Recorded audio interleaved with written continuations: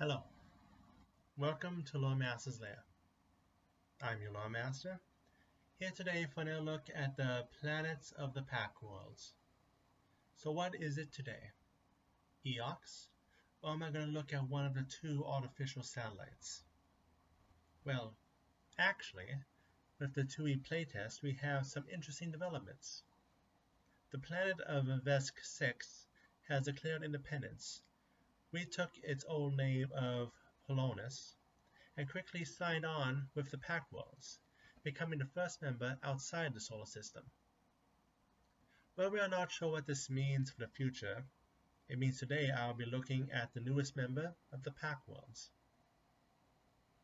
Pulonis is the sixth planet in the Vesperium, though despite being so far from the sun, it is teeming in tropical plants, and is home to giant plant and animal life. This is because of the strange magnetic field around the planet, which inevitably leads many technologies to malfunction and even turn against people using them. This led to, despite the Vesk conquest, the Vesk keeping to one shielded city and leaving most of the planet to rule itself. For all the huge creatures which are on the surface, it is the medium-sized Pathras who have taken the world for themselves. Masterful hunters in the planet's lower gravity, they train to be adaptable and ferocious, being able to take down many creatures stronger than them. Even with their occupied planets, they thought constantly about how to undermine the stronger Veskarium and regain their freedom. Outside of them, however, are the oozes known as Hymothos. They are sapient, but focus more on eating and replacing the organs of their targets than communicating peaceably. That said, their efforts seem to be more focused on Vesk, showing they might be fighting back too. Which now is the time for our first side tangent, the part of the show where the basics are not enough. This week, let's take a closer look at the Pahtra culture. The Pathras have survived centuries through struggle, and present day are still strongly driven by competition. Whatever the chosen field, they are driven to excel in it and rise above all their peers. Even the Pulonis city-states, nation-states, whatever, I've seen it both in the writings we have, nation-states have mostly friendly competitions among themselves. Due to the planet's destruction of all things technology, they instead have excelled at the sciences of chemistry, bioengineering, and ceramics. And magic. Magic, of course. Most Pathras are asexual and only have a few childbearing couples maintain the population each generation. They also have a deep love for music, and musicians are treated equally to the greatest generals and scientists of the world. Officially until recently, the planet, as Vesk-6, was part of the Veskarian government. However, because of the unique traits of the planet, the Vesk were unable to gain actual control. Instead, settled for commanding the planet from their capital. The Pahtra, in turn, created several nation-states, each working to preserve their traditional ways of life in one way or another, and many secretly fomenting plans against the invaders. Which brings us to side tangent 2, the deity of the Pathras. Mael, the dancing fury, deity of battle, dance, freedom, and Pahtra. And while we'll do it here, let me officially welcome Mael to the main 20 deities of Starfinder. She'll make a fine addition. Once Mael was a deity of peace and artful expression. However, that was before the Vesk invaded. As the blood of her followers was spilt, the deity became soaked in blood and howled calls for vengeance, wanting the Vesk to suffer 1,000-fold. Now there are two branches of the faith, those who make an art of making sure the Vesk pay back their debt of blood, and those who practice the old faith and work to bring their deity back to reason. Now let's look at the planet closer, starting with the Vesk holdings, or what they were holding before Pulonis regained its independence. You know what I mean. The capital was Command 6, a city built with special anti-magnetic fields which allowed technology to operate normally within. It was also connected to the spaceport of Starlands by a magnetic elevator, allowing a transfer to the surface without risk of crash landings. Speaking of crash landings, the Shriek is a maze of a Vesk destroyer, which the magnetic field continues to move it, and the ghost-like sounds which come off it closer and closer to Command 6.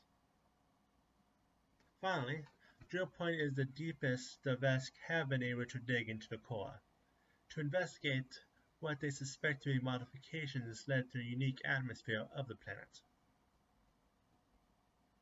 While we are on the topic of the Vesk and one of the planets which gives them the most problems, let's look at our third side tangent of the day, the cult known as the Scales of the Conqueror.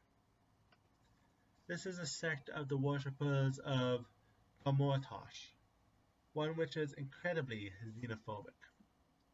They believe not only in the supremacy of the Vesk, but are against the way some Vesk are satisfied of how they interact with some of the planets they conquer, like putting a Pahtra in charge of Vesk-3 and being hands-off with Vesk-6.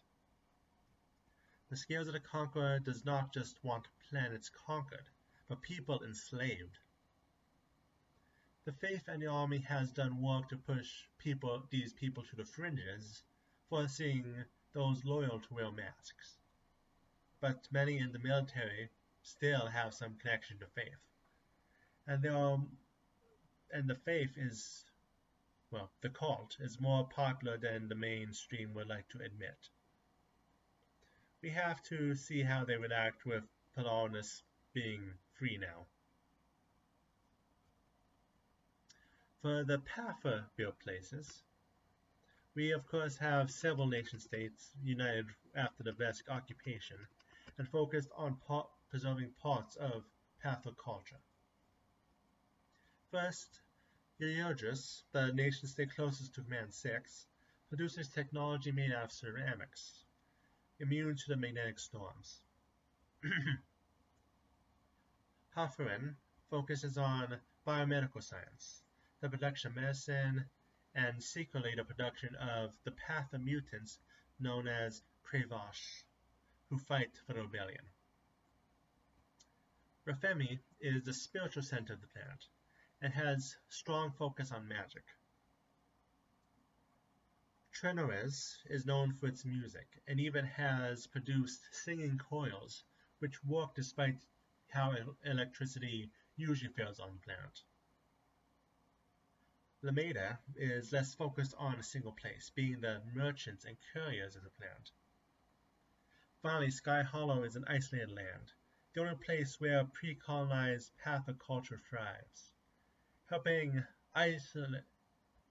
to be isolated from the outside world by all nation-states who know of it.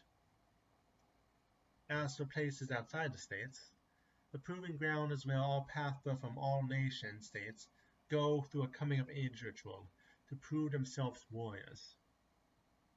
And newer, the technology-savvy have produced Vathin, a wandering computer which is protected from the magnetic atmosphere, seeming to appear when a nation-state needs the technology most.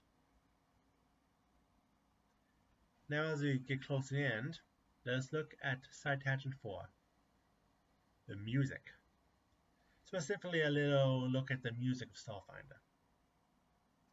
In the future, many bands and styles of music have risen up which we know of. Strawberry Machine Cake needs little in the way of introduction, being a hollow pop breakout success, which are known for their hollow mid concerts. But they are not the only ones. One of my favorite, Abyss Head, uses the medium to perfect horror-themed performances. As the less popular styles, first we have Skrumka, which is a kind of music you would tend to hear in sleazy nightclubs. But the new sensation, Kaweird, is famed for sick beats without the use of augmentations, which are common for the style. Eox has Inuit Walk, which mixes dirty synth rhythms with lyrics of death and heartbreak. It can be as hard as Autoless Bloat or as smooth as Eddie Poker. I should have learned these band names before I started. Anyway.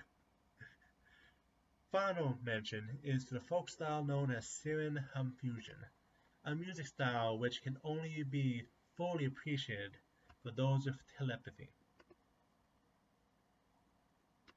Finally, we have the Two Moons.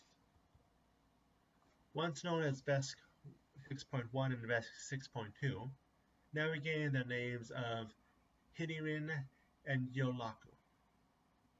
Unfortunately, we have no further information on them, and they are uninhabited. So, there are nothing but footnotes to today's video. And that brings us to the end. We had a chance to dip our toes into the Veskarium, but we still have a few things to finish up back in the Pact Worlds. Speaking of finishing up, I have another country video coming to you next week, getting us closer to finishing up the Inner Sea region. See you then.